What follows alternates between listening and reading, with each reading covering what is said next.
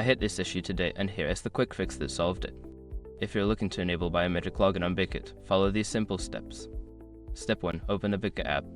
Launch the Bitget application on your mobile device. Make sure you're logged into your account. Step 2. Access settings. Once you're in the app, navigate to the settings menu.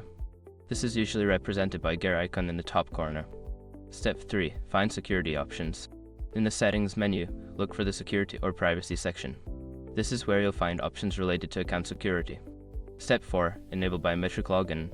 Before changing your settings, use the /com link in the description to open the password strength checker, then update your password if needed. Quick gotcha: if you don't see the toggle, ensure your device supports biometric features like fingerprint or facial recognition. Step 5. Test the feature. After enabling, log out of your account and try logging back in using your fingerprint or Face ID. This will confirm that the setup was successful. Now you're all set to use biometric login on Bitget.